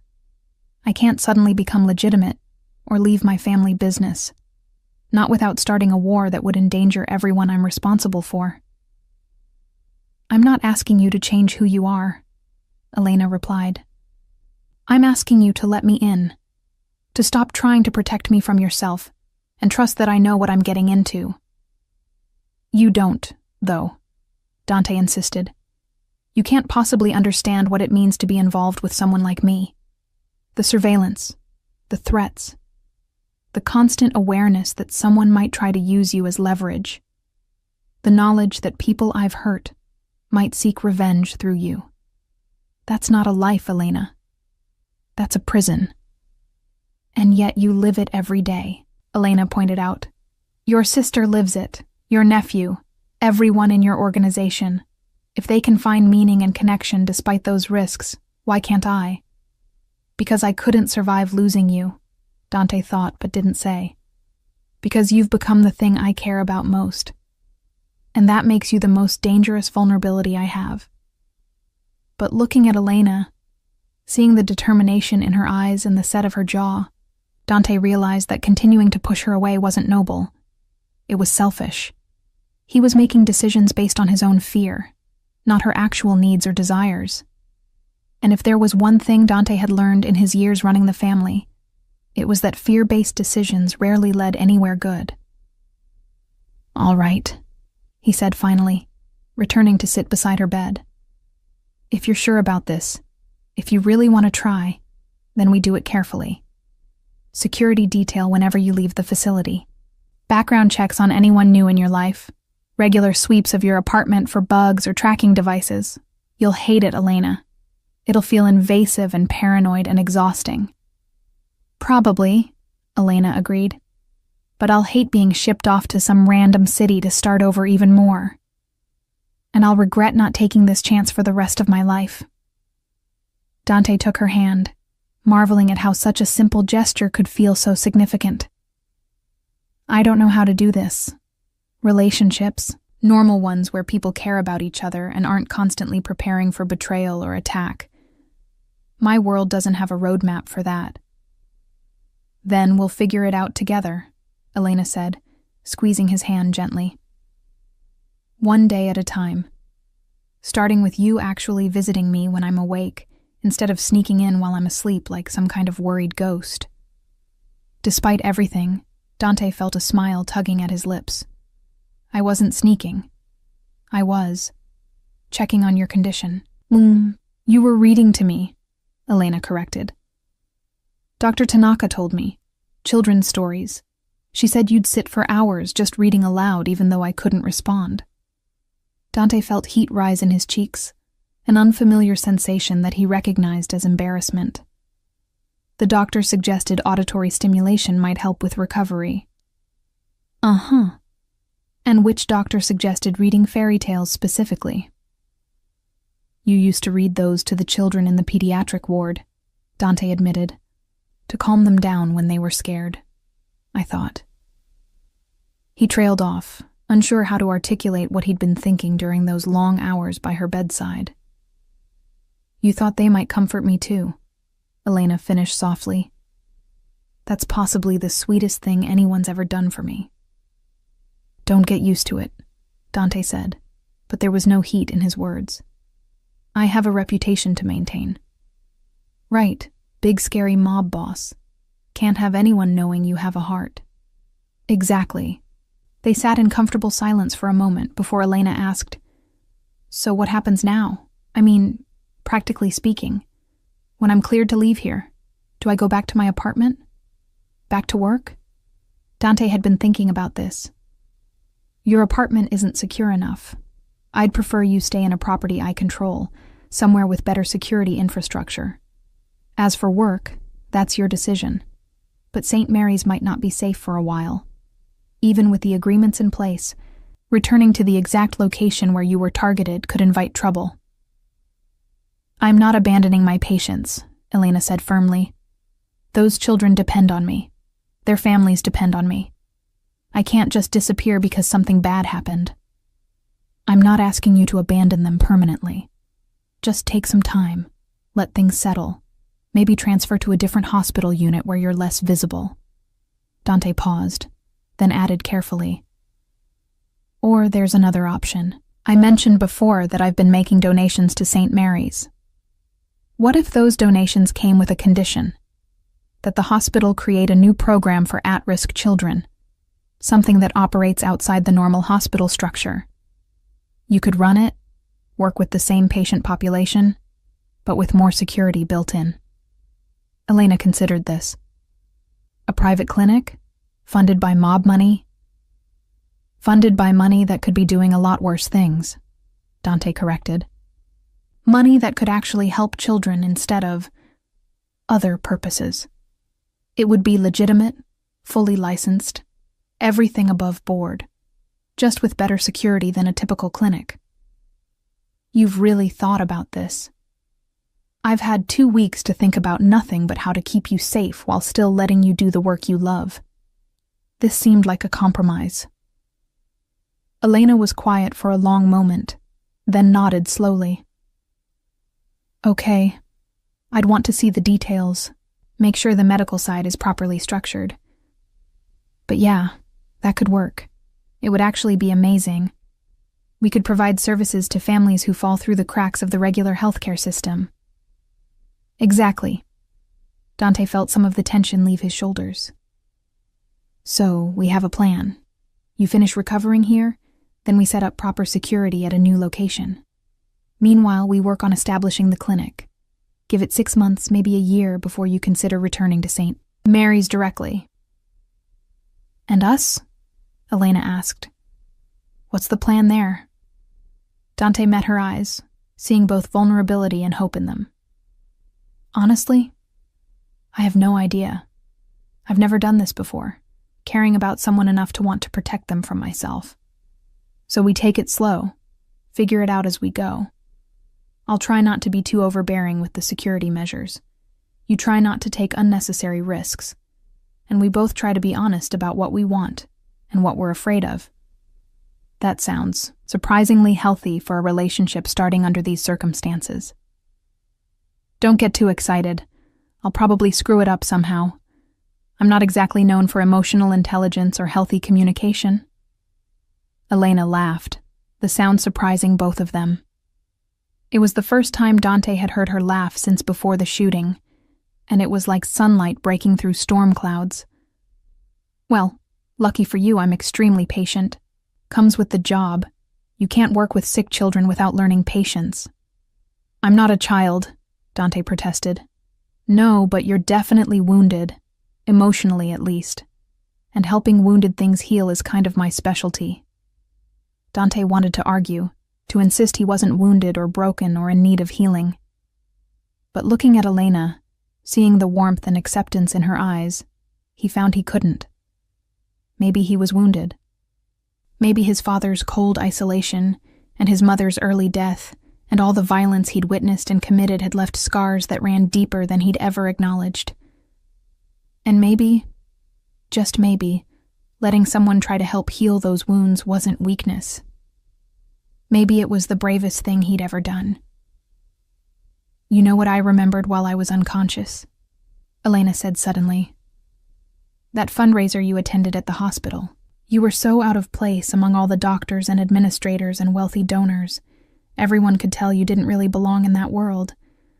But then you spent the entire evening talking to the patients, the children we'd invited to show what the hospital was doing. You ignored the wealthy donors and the politicians and just sat with kids, asking about their treatments and their lives. I watched you, and I thought, that's someone who understands what really matters. I hate fundraisers, Dante admitted. All that forced socializing and small talk. But the kids were genuine. They didn't care who I was or what I did. They just wanted someone to listen. Exactly. And that's why I started falling for you. Because underneath all the power and reputation and control, you're someone who cares about protecting the vulnerable.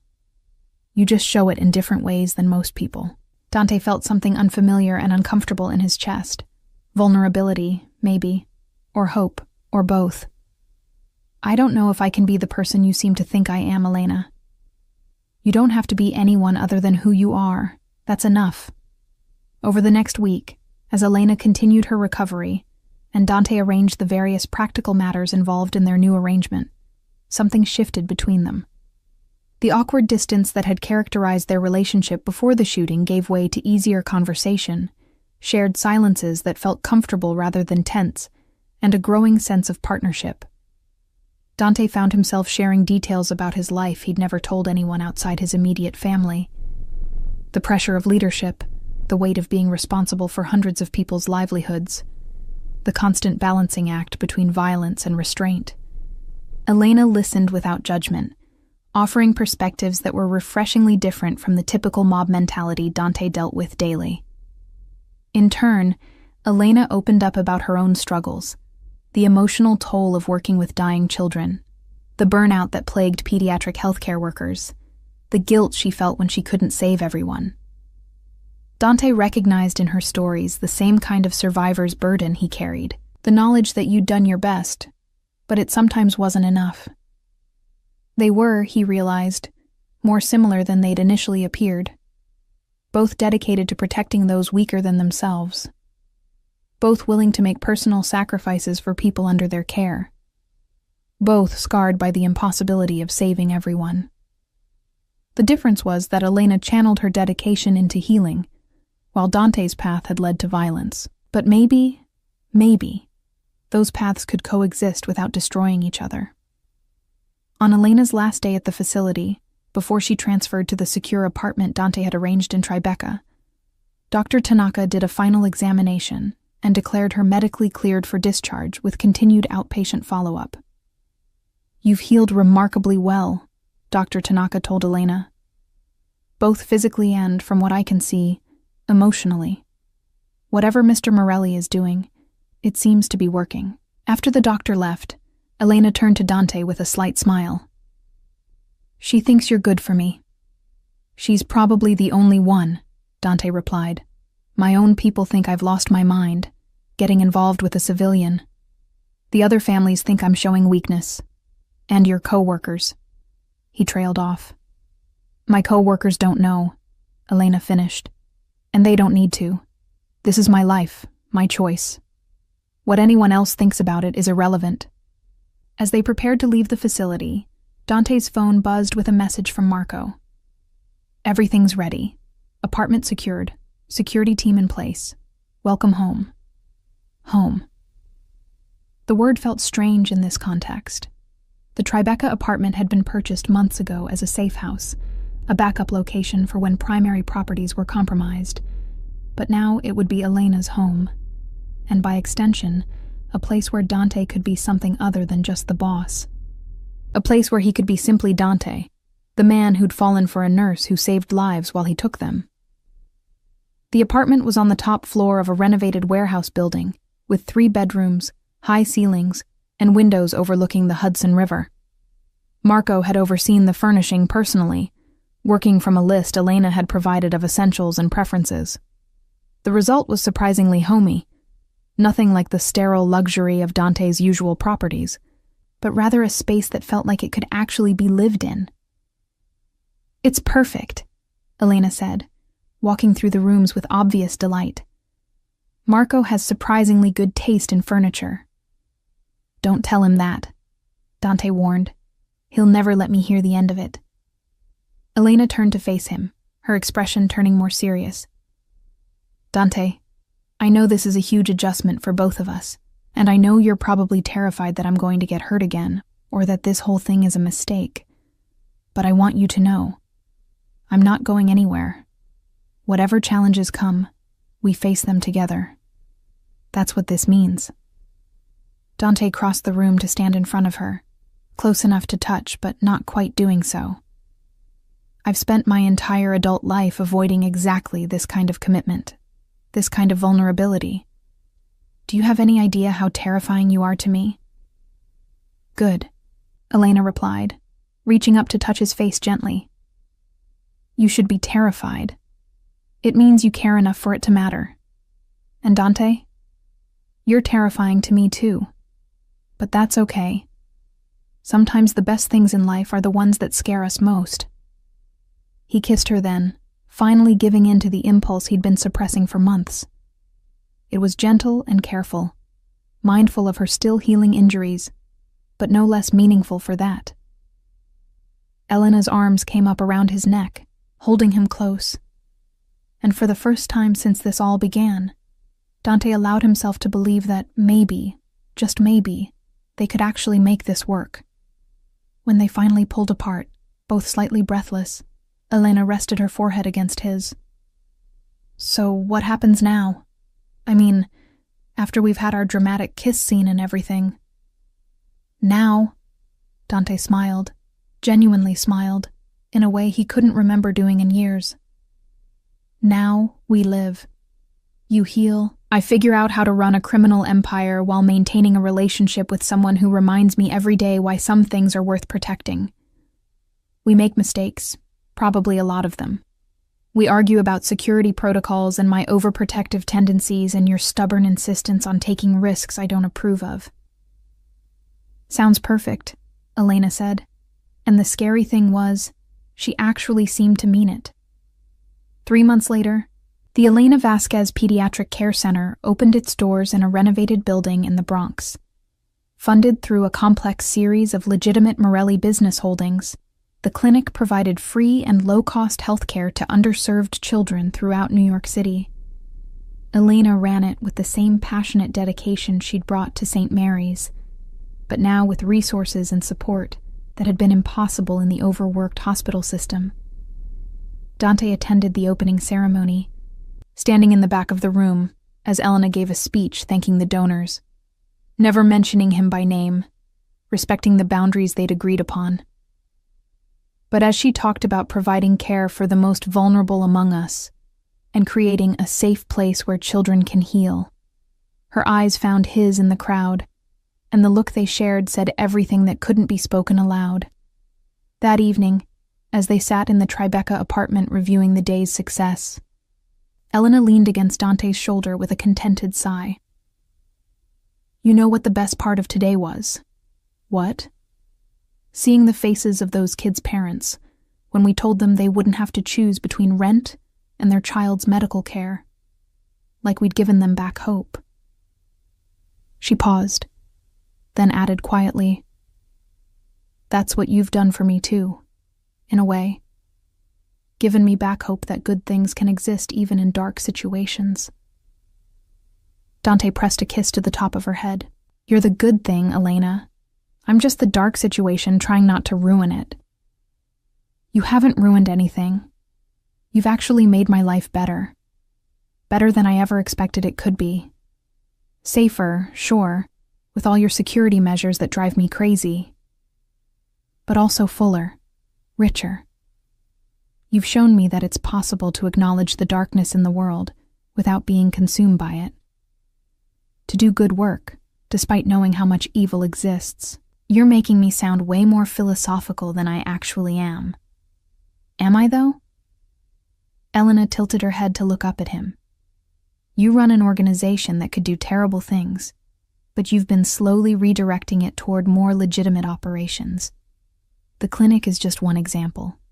Marco mentioned that you've been shutting down some of the more violent aspects of the business, focusing on operations that don't hurt people. Don't make me out to be some kind of reformed criminal," Dante warned. "I'm still dangerous, Elena. Still willing to do terrible things to protect what's mine. I know. And I'm not trying to change you or redeem you or whatever. I'm just pointing out that you're changing yourself because you want to be someone worthy of the trust I've placed in you." She wasn't wrong.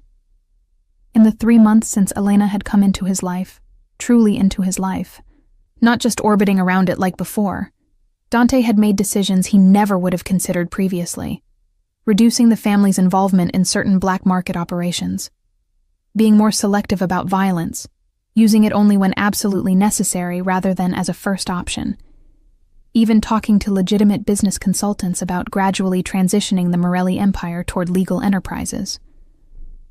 It was slow work, and there were plenty of people in the organization who questioned whether he'd gone soft. But Dante was beginning to understand something his father never had. That true strength wasn't about how much fear you could inspire or how much violence you could inflict. It was about having the courage to choose better paths, even when the easy ones beckoned. "You know what I think?" Elena said, interrupting his thoughts. "What?" "I think we're going to be okay, not perfect. We'll have bad days and disagreements and probably some seriously scary moments. But okay, maybe even happy." Dante pulled her closer, marveling at how this small woman had somehow become the center of his universe, without him even noticing it happening. "You were fighting for life and kept saying my name," he reminded her. "You could have called for anyone. Your mother, your friends, anyone. But you called for me. Because somewhere deep down, I knew you'd come. That you'd move heaven and earth to keep me safe. And you did." "I always will," Dante promised. "That's not romance or hyperbole, Elena. That's a promise from someone who understands the weight of promises. You're under Morelli protection now, which means the full resources of my organization stand between you and anything that might hurt you." "Even you?" Elena asked gently. "Especially me." They sat there in comfortable silence as the city lights glimmered outside the windows. Two people from impossible worlds who'd somehow found each other in the darkness. A mob boss learning that power wasn't everything. A nurse teaching him that caring wasn't weakness. Two scarred souls deciding that together they might actually be whole. The road ahead wouldn't be easy. There would be complications, rival organizations testing boundaries, law enforcement asking uncomfortable questions, the constant balancing act between Dante's world and Elena's work.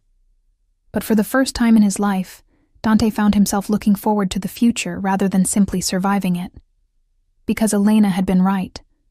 She'd fought for life and called his name, and in saving her, he'd somehow saved himself too.